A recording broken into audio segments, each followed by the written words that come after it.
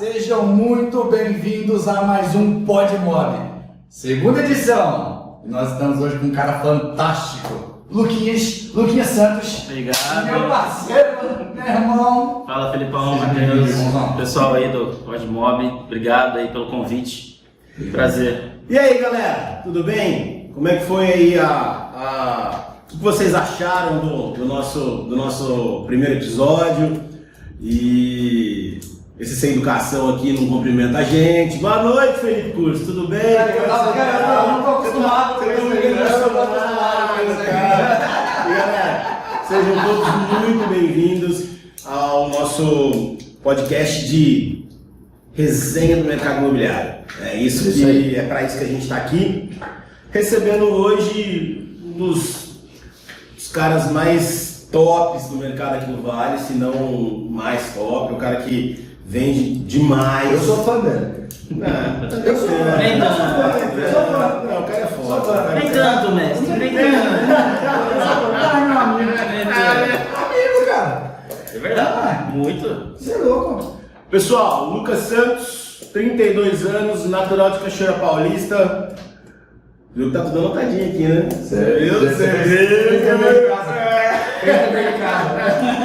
Pessoal, 11 anos de mercado imobiliário.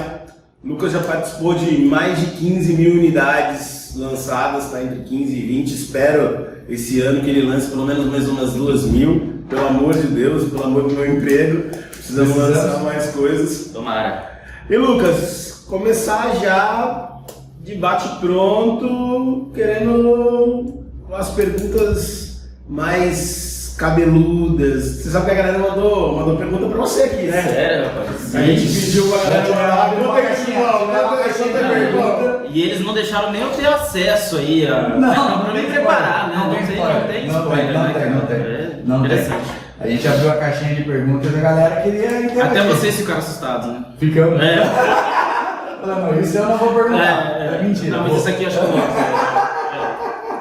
O Felipe falou assim, essa é muito de boa, essa eu não vou perguntar. É uma versão mole. Tira de letra. Fácil. Lucão, fala aí pra nós, fala quem que é o Lucas, vamos começar introduzindo um pouco da sua história, como que você entrou no mercado. A gente tem sim algumas perguntas, mas não é entrevista, é um bate-papo, a gente trocar um pouco de figurinha. E a ideia, vou voltar a repetir que a ideia do PodMob é ter experiências de pessoas de sucesso. Exatamente. Hoje o nosso acesso é mercado imobiliário, mas como eu já falei, vai ter empresários do entretenimento. O Felipe já está mexendo os pauzinhos dele, até jogador de futebol deve estar vindo aí daqui a pouco. Tem que vir. Tem que vir. Pessoal do crédito, pessoal de banco, vai vir pessoal falar de vários assuntos.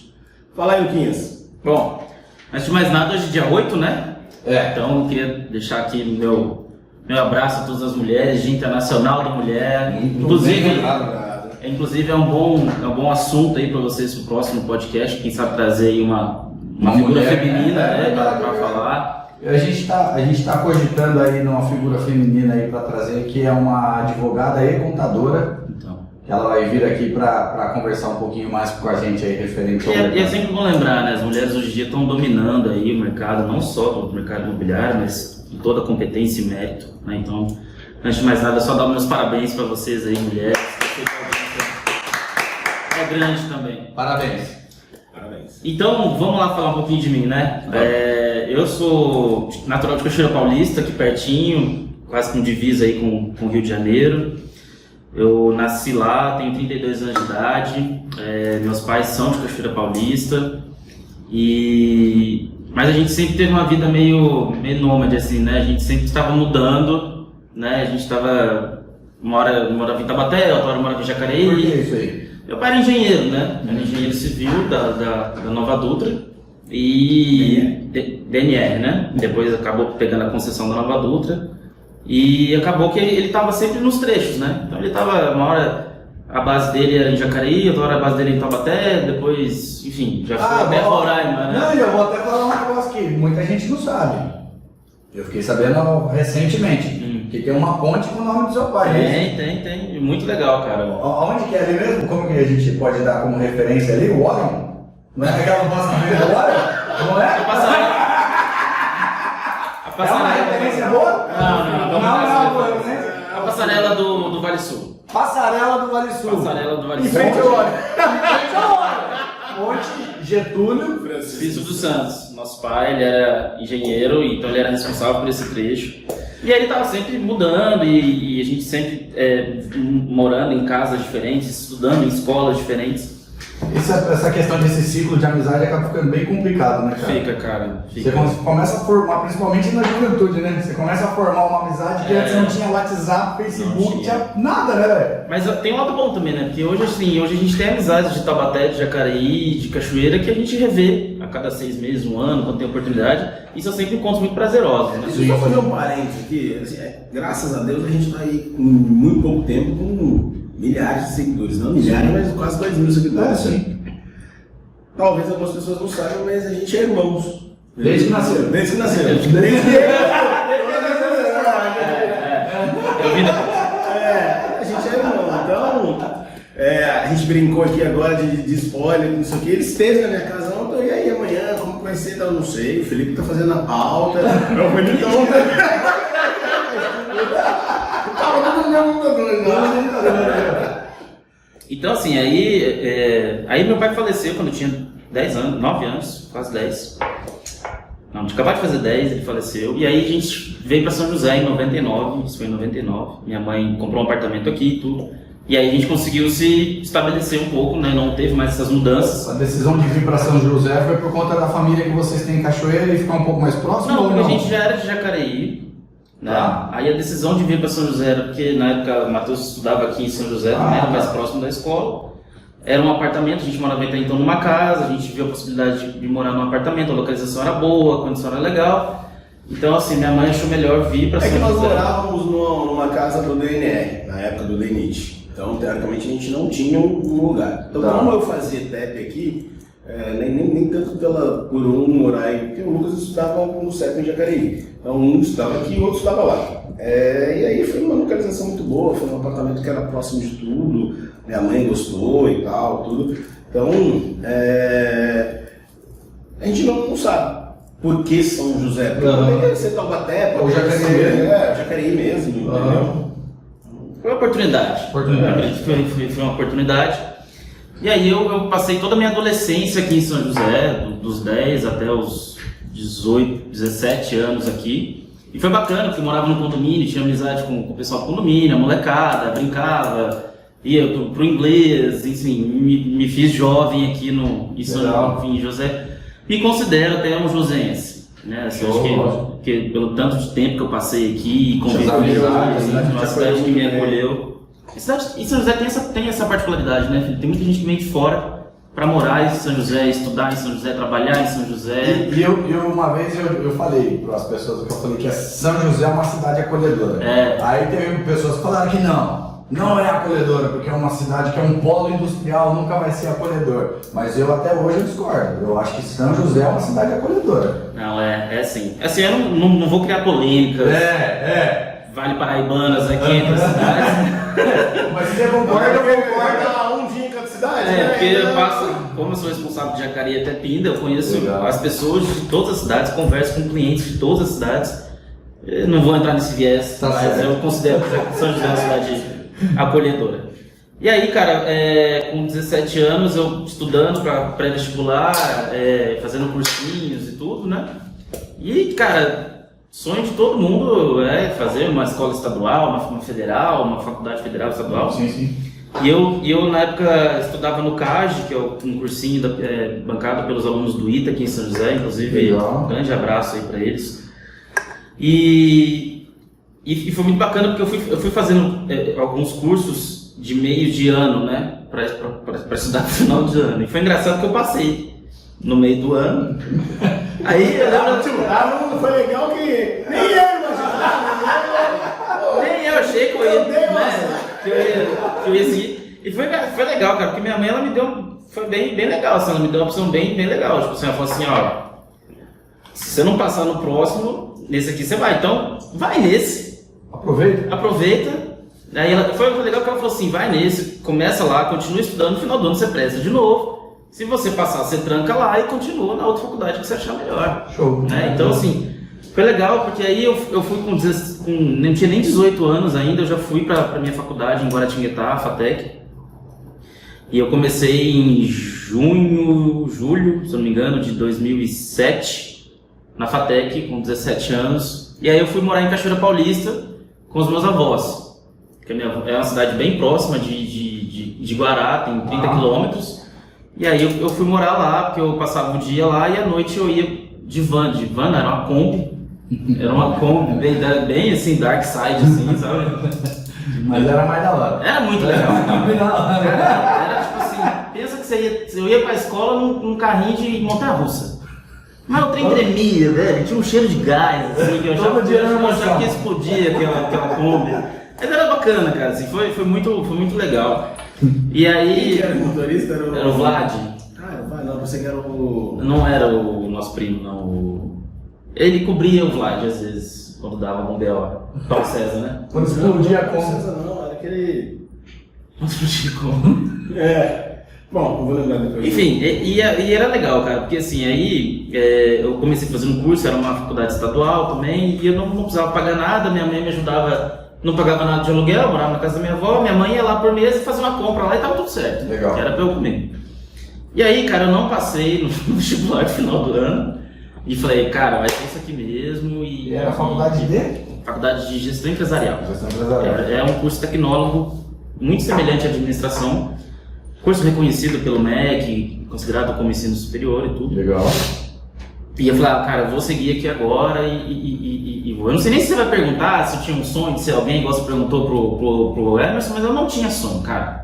Nunca tive sonho de ser astronauta, médico, polícia, não tinha nada, bicho. Só vivia a vida. Eu só vivia a vida, cara. Beleza, você cortou de um. Não. Nunca ninguém sonha assim. Não existe esse sonho. Assim, esse é meu filho, se eu perguntar pra ele, isso meu filho é meu fã, né? Eu não tinha uma profissão, mas eu sabia o que eu gostava e o que eu não gostava. Ah. Por exemplo, eu nunca fui muito fã de exatas, apesar de saber, entender. Eu gostava muito de história, de geografia, português eu não era bom. Então assim, falei, cara, engenharia eu não vou fazer. Pensei assim comigo, né? Não é minha praia, medicina eu não vou fazer também não, tem que estudar muito. Né? E aí eu falei assim, eu vou fazer alguma coisa aqui. E eu sempre tinha aqueles filmes na época, eu lembro que eu assistia um filme que era aquele do cara, Advogado do Diabo, que é sensacional, né? E eu lembro que eu via aquele cenário dele em Nova York, eu me imaginava tipo em São Paulo hoje, lá na Avenida Paulista, de terno, fazendo reuniões. Era uma coisa que eu imaginava, mas eu falei assim, o que especificamente eu não sei. O Lobo de Wall Street. Menos, né? Mas eu me via. Mas eu me via assim, em mesas de reuniões, em tomadas de decisões, eu sempre me via assim. Eu falei, vou fazer gestão empresarial, que pode ser que eu tome esse rumo e que eu siga esse caminho. Legal. E foi muito legal, cara, porque aí foi um primeiro desmame, né? Que eu falo assim, de você não estar mais com sua mãe, de você, apesar de estar com a minha avó, mas eu tinha que lá, botar minha roupa na máquina, a minha avó fazia a comida dela, mas os meus horários não batiam com a da minha avó, então acabava que eu tinha que fazer minha comida. Minha avó não, né, assim, meu avô tava ali ajudando e tal, mas não, comecei a ter o meu primeiro desmame, que eu falo assim, e o meu primeiro emprego, cara, que aí foi bem legal também. Foi lá. Que foi lá em Cachoeira. Eu trabalhei, na época era uma tia minha que já faleceu, tia Geni.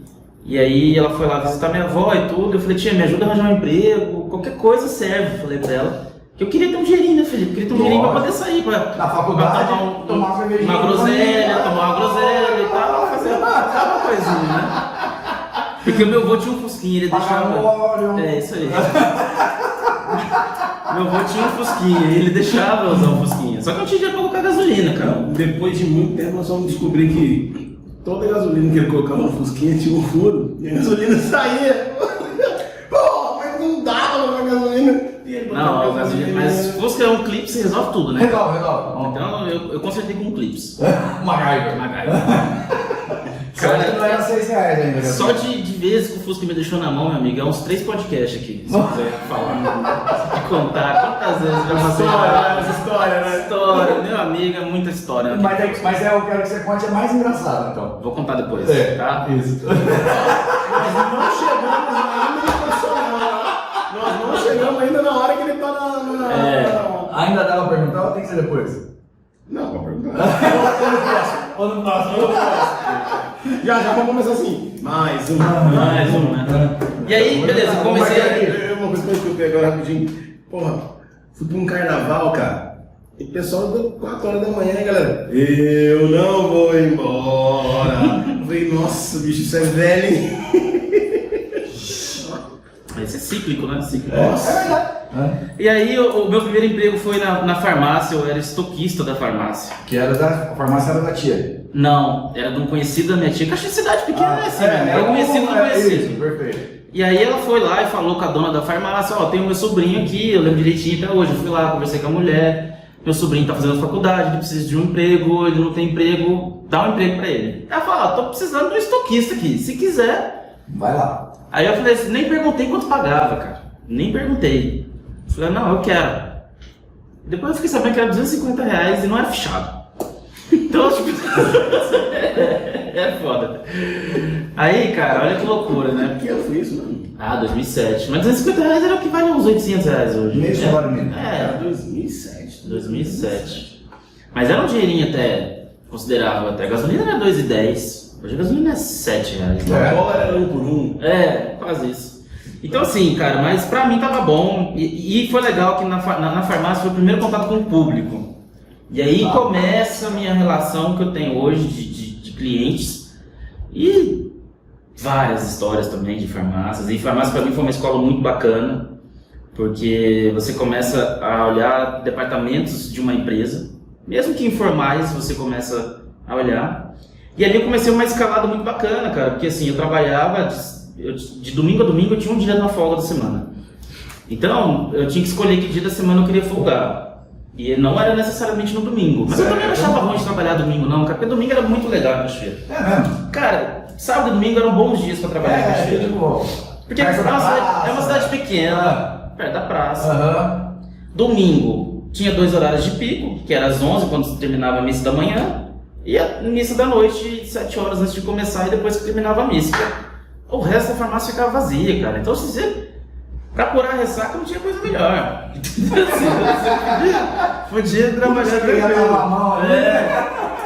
E era massa, cara, porque como é uma cidade pequena, você sabia de tudo o que acontecia. Farmácia é igual rodoviária, é curva de rio, meu amigo. Cidade pequena, você sabe de tudo. Você sabe quem tá saindo com quem tá usando camisinha, quem tá usando... O azulzinho. Quem tá usando azulzinho. Começando a boa de azulzinho. Quem tá usando remédio pra pressão, quem tá usando remédio pra diabetes, quem tem câncer. Cara, você sabe de tudo da cidade. No dia seguinte. Não, você sabe de tudo. No dia seguinte. Então assim, era legal e eu conhecia muita gente. E era muito legal também, porque como era... eu não fui criado em Cachoeira, mas meus pais foram. Então tinham muitos amigos e conhecidos do meu pai.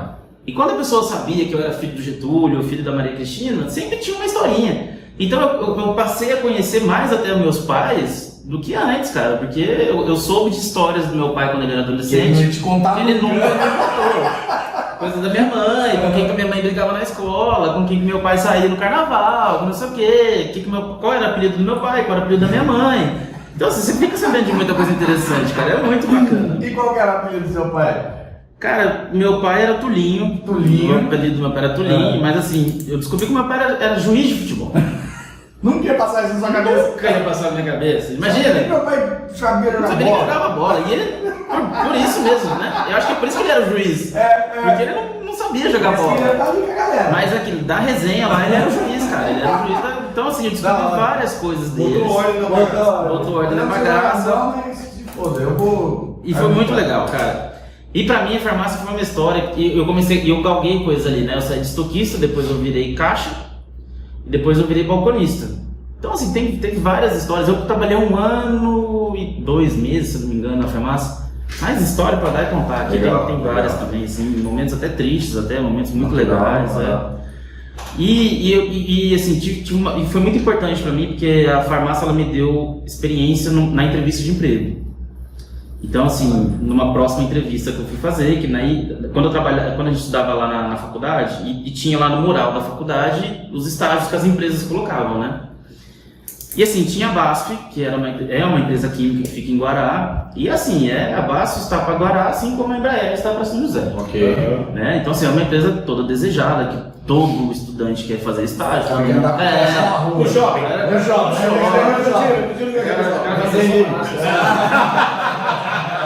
Você não perguntou, mas eu sou BASF, tá? Não sei se você percebeu. Então, cara, eu me inscrevi no processo de estágio da BASF, e aí eu participei, foi muito legal, eu lembro até hoje, que era uma mesa, assim, tinha uns 40 candidatos ali para, acho que 8, 5, 6 vagas, eu acho. Isso porque já tinha sido uma triagem, a gente já estava ali na fase de entrevista mesmo, e eram umas dinâmicas de grupo, que você tinha que falar, e você tinha que apresentar algumas coisas lá, que você criou lá nos grupos e tal. E cara, foi massa, que o meu recrutador foi o Cássio, né, e eu lembro dele, um cara muito bacana. Tá lá ainda, não será? Acredito que sim, não perdi o contato, mas eu acredito que sim. É um cara que você falava bastante dele, né? É um excelente líder, assim, foi meu segundo grande líder. Meu primeiro foi o Daniel, que foi o gerente da farmácia, porque ele me ensinou muita coisa, principalmente a lidar com pessoas. Porque na farmácia você tem que lidar com diversas adversidades ali, muitas objeções, cara. E tem que ser um cara muito frio, né? Ao ponto de você não demonstrar uma emoção na hora que o cara me dá um Viagra. Você fala. Não, você tem que tratar isso como naturalidade. Não é, às vezes, quando é cidade pequena, até, Felipe, o cara da farmácia ele é quase um médico. Então, tipo assim, a pessoa vai lá, deu uma tosse na pessoa. É verdade. O cara fala assim, ô filho, eu tô tossindo, que remédio que você tem pra me dar aí? É verdade. Cara, você tem que tomar cuidado, porque você dá um remédio errado, você não sabe se a pessoa vai ter uma reação alérgica, se a pessoa vai ter uma contraindicação. Então, assim, tem que tomar muito cuidado com certas coisas. E você passa a conversar com a pessoa, conversar.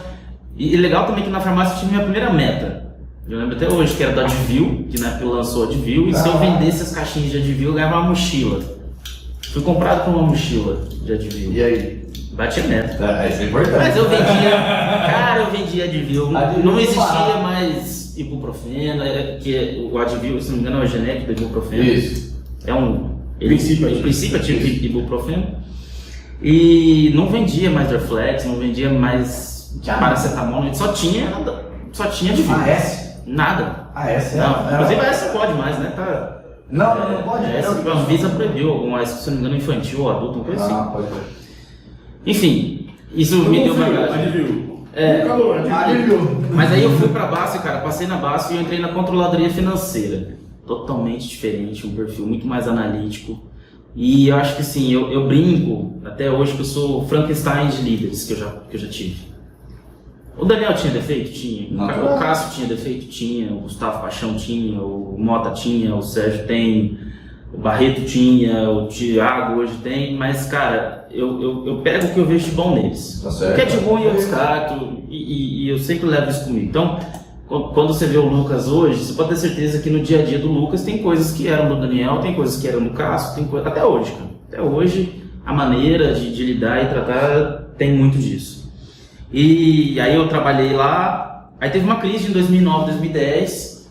Só pra gente fazer um parênteses, até pra líderes que estão assistindo a gente, os caras entenderem o quanto isso reflete, né, nos seus liderados, né, cara? Hoje a gente vê a postura dos líderes, a gente estava comentando esses dias até, as pessoas chegam aqui profissionalmente, mas a gente vai tratando elas de uma forma que pessoalmente elas se transformam, né? Sim. Você consegue fazer uma pessoa melhor de acordo com a sua experiência, né, profissional, e o líder vai te moldando para isso, né, meu? Muito louco. Ô Felipe, eu acho que isso tende muito, que a gente ainda vai falar mais para frente, acredito, que é da mudança do mercado imobiliário, que é da mudança do perfil de liderança, que mudou muito, né? Então, assim, é uma constante evolução.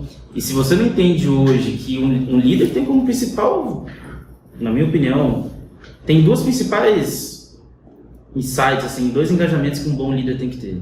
Primeiro é desenvolver pessoas, que eu acho que um bom líder desenvolve pessoas e um bom líder entrega resultado. Certo, perfeito, ótimo. Cara, se você não faz isso, você não é um bom líder. Se você está falhando em um desses dois pontos, você está falhando como líder. Perfeito. Então, assim, eu não vou contar a historinha bonita aqui, porque toda empresa quer lucro, toda empresa quer... Não adianta, cara, não existe isso. Então você tem que desenvolver pessoas e você tem que entregar resultados. Características de um bom líder, para mim. Mas isso é legal porque trago comigo essas referências até hoje. Pô, aí eu trabalhei na controladoria financeira, aprendi a desenvolver um lado analítico que até então eu não tinha, que era tão usado. Isso o Cássio me ajudou muito. Tive bons parceiros lá, o Gilson, a Mariana, o Fabrício, todo mundo lá me ajudou a desenvolver muito. E eu pude vivenciar uma cultura alemã, né? Que é uma cultura muito bacana de empresa. É uma empresa que, cara, é sensacional, assim. Cada um tem exatamente a sua função pré-estabelecida e ninguém faz nada disso. E a empresa funciona como uma perfeita engrenagem. E ninguém quer se meter no setor. Ninguém quer se meter, ninguém quer fazer gracinha. Sabe, são culturas diferentes. Aqui no Brasil você fala assim, pô, você tem que fazer algo a mais. Você tem que fazer o seu e mais um tanto. Cara, na Alemanha não, na Alemanha você tem que fazer o seu muito bem feito. Perfeito. Se você tiver a oportunidade um dia de fazer uma coisa a mais, faça, desde que não prejudique seu trabalho. Porque às vezes as pessoas, eu também, assim, quando você vivencia isso, e eu vivenciei isso lá, você é cobrado para entregar o seu resultado, cara, lá. Né? E você não pode falhar, você não pode errar. Você não é cobrado para entregar algo a mais. Interessante isso, né, cara? Certo. É interessante. Só que às vezes aqui no Brasil, assim, com culturas nacionais, a gente está tão preocupado em fazer o algo a mais que esquece de fazer o feijão com arroz.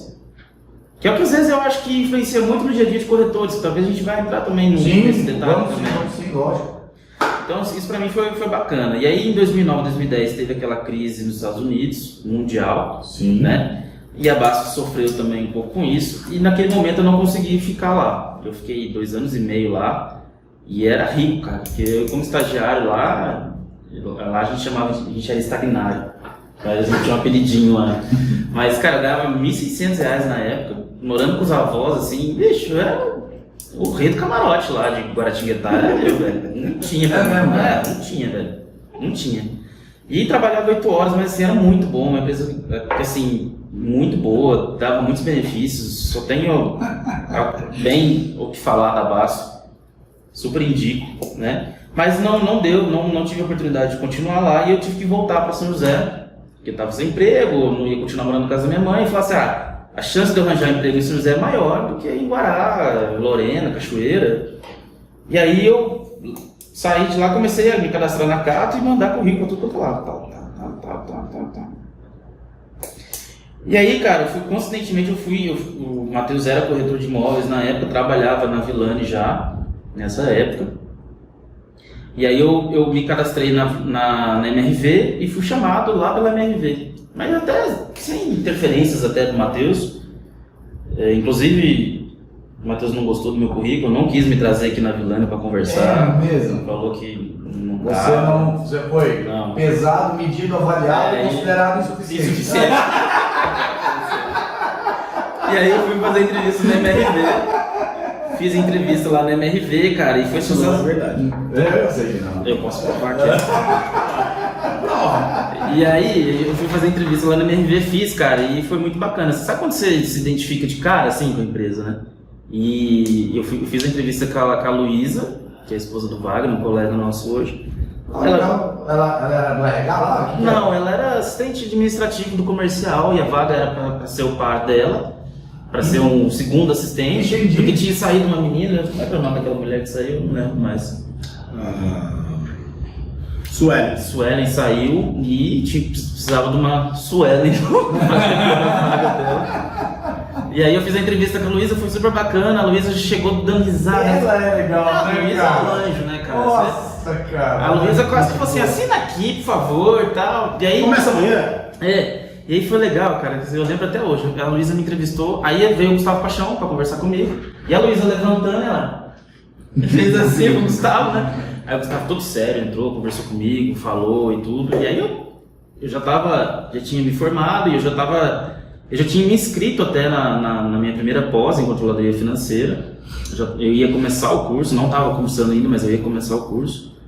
E aí o Gustavo me contratou, cara, e aí eu entrei na MRV em 2011, né, nós estamos em 2022, eu sei, 2011, e de lá então eu virei sangue verde, e aí minha carreira na MRV deslancha, mas não é que deslancha, mas começa ali e virou essa carreira que é até hoje.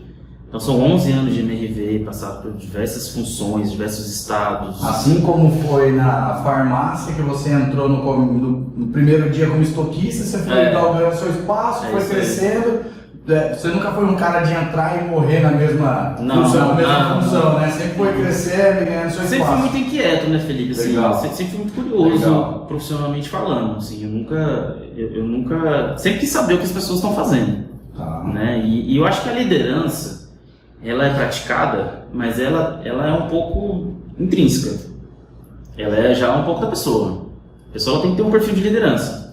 Ela tem que ser trabalhada, ela tem que ser desenvolvida, mas a pessoa tem que se ver como líder, né? E eu sempre me via, eu falei assim, cara, eu quero crescer e eu acho que eu posso, eu acho que eu vou. E eu peguei um mercado bombando, né, cara? Tava no primeiro Minha Casa Minha Vida. Tava no primeiro Minha Casa Minha Vida, deu um ano e meio, lá lançou o segundo Minha Casa Minha Vida. E anos depois veio o terceiro Minha Casa Minha Vida. Não tinha braço para dar conta, né? Cara, não tinha. Vendia demais, cara. Vendia demais, assim, mas era outro cenário, né, Felipe? A aprovação de crédito era totalmente diferente, os critérios bancários eram totalmente diferentes, que você conhece hoje. Sim. Então, assim, eu falo que... em 2012. Ah, então você viveu. Eu entrei em 2012. Mas quando você entrou já condicionava e reprovava? Quando eu entrei, não, cara. Quando eu entrei tinha gente que ia armado dentro do plantão pra matar a corretora, porque... vendia antes da aprovação, aí chegava lá o cara era reprovado. Então, mas tinha um detalhe interessante, porque antes você vendia, por mais que atrasasse, ele nunca condicionava e nunca reprovava. Depois de acho que 2012, 2013, que ele começou a condicionar e reprovar. Aí mudava os cenários. Mas era engraçado, porque até 2011, até o final de 2011, comecinho de 2012, cara, se você fizesse uma simulação com uma renda de 2.000 e conseguisse provar para o banco se tinha uma renda de 2.000, ele liberava 100% da cota, os 30% lá da capacidade financeira. Não, quando eu entrei já tinha as reprovas. Já. Não, então já tinha. Eu peguei até uma fase anterior a essa. Provavelmente. E era muito mais fácil de vender, entendeu? Então assim, bastava o cliente querer, só. Você não tinha que lidar nenhuma com as objeções, você tinha que lidar só com as objeções do cliente, não com as objeções do mercado, dos concorrentes, do banco, né? Então assim, era mais fácil de vender. Imagina. E foi um momento que, cara, quem era corretor naquela época ganhou muito dinheiro, né? Assim, ganhou. As histórias que eu escuto aí, galera. O pessoal saindo na sexta-feira com bolo de dinheiro. Cara, eu podia gastar, porque eu sabia que semana que vem ia ter de novo, né? E era legal porque assim, o cara saía rico na sexta e voltava pobre na segunda, bicho. Era incrível, assim. O cara virava. Isso aí é um mal do comissionado, né? Ou da grande maioria deles, vamos dizer assim. E assim, cara, hoje eu vejo um pouco de diferença, assim, hoje a pessoa que recebe um dinheiro e às vezes ela tá apertada, ela gasta pra pagar a conta. Tudo bem, pra pagar a dívida. Situação, ótimo. Naquela época você não tinha dívida, a galera gastava com bobeira, entendeu?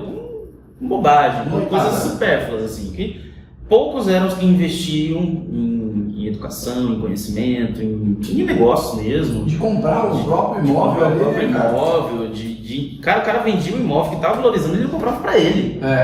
Mas tem bastante gente que comprou, né? Alguns, vou falar bastante não, mas...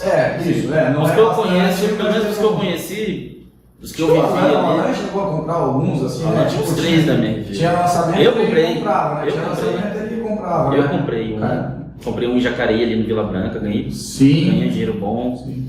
Eu lembro do Bragança, quando lançou o Bragança lançou com tabela de 140 mil, se eu não me engano. Cara, hoje quanto vale um Bragança? 220? Isso aí. Entendeu? Então assim, você ganha 100 mil em 8 anos. Reais pra gente ontem é 310 pau. Enquanto você lançou o Campos Gerais? 2 quartos seco. 2 quartos, cara? 175. 308 ontem. Então assim, o mercado ele valorizou muito, né? Isso também são coisas que a gente vai entrar num detalhe mais pra frente também de falar isso. E aí eu entrei na MRV e, cara, passei por assistente, coordenador, aí fui pra Urba. Na Urba eu falo que foi uma escola muito legal pra mim, que eu trabalhei em 3 estados diferentes. E lá... Mas só pra gente entender aqui, vamos lá. Você trabalhou na MRV, você entrou como... Assistente. Aí quanto tempo você foi como assistente? 2 anos. Tá, aí você passou a ser coordenador. O que um coordenador faz? Ou fazia, né? Coordenador, vou te falar o que o assistente fazia. Então, aí só para entender um pouco da hierarquia, o pessoal que está nos assistindo entender. A gente tem hoje existia na época, não vou falar nem de hoje, existia na época um diretor do Estado, né? Abaixo do diretor do Estado existiam alguns gestores, né, que cuidavam de regiões no Estado. Aqui na sua época, quando você foi promovido a coordenador, quem era o gestor? Gustavo Paixão. Beleza. Então, que foi o cara que te contratou. Foi o cara que me contratou. Na época quando você entrou no MRV. Isso. Beleza. Aí você entrou como coordenador. O que o coordenador fazia? Que cidade que ficava? E me fala um pouco do desafio do coordenador. Vamos, só para a gente entender e separar. Bom, vamos lá. O coordenador, ele tinha um papel muito importante na regional.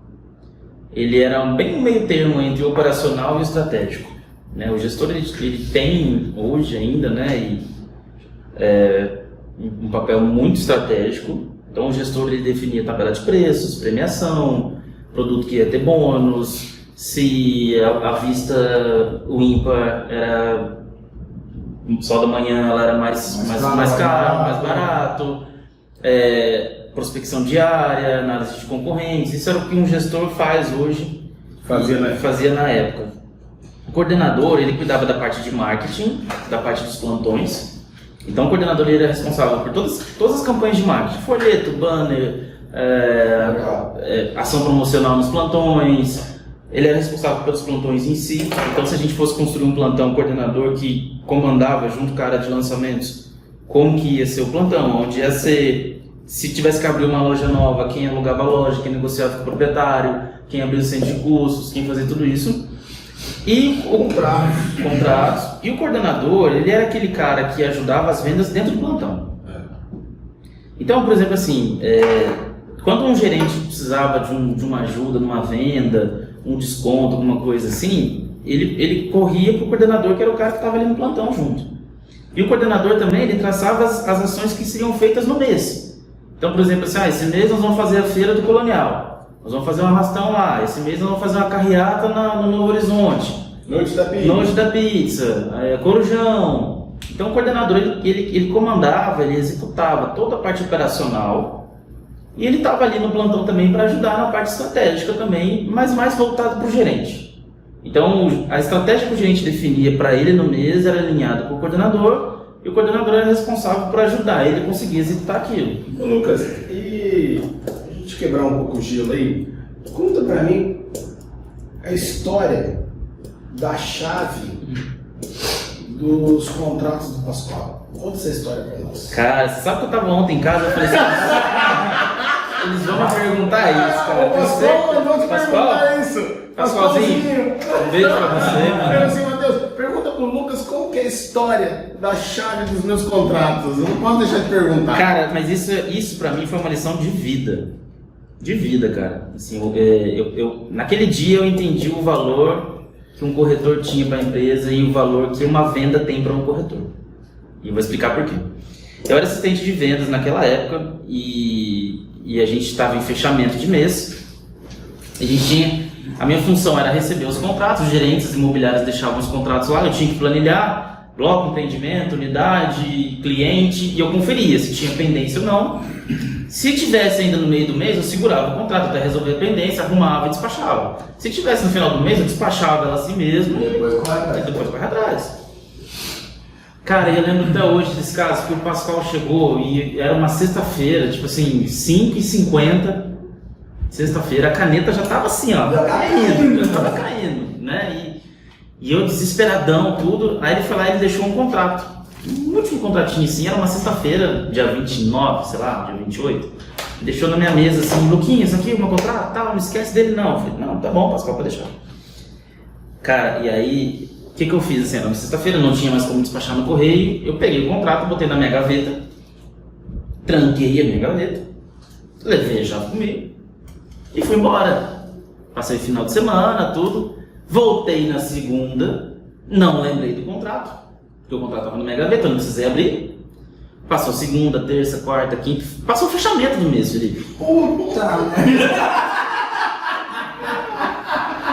Cara, e como eu não tinha planilhado ele, porque ele chegou, eu não dei falta do contrato. Você estava contabilizado. Eu não dei falta do contrato. E naquela época eram gestões diferentes, né? Então, tipo assim, até falo que assim, ele poderia. O cidadão poderia ter me avisado, né? Pô, não deu ganho ainda. Tô dando relatório aqui, mas ele também não lembrou. Ele também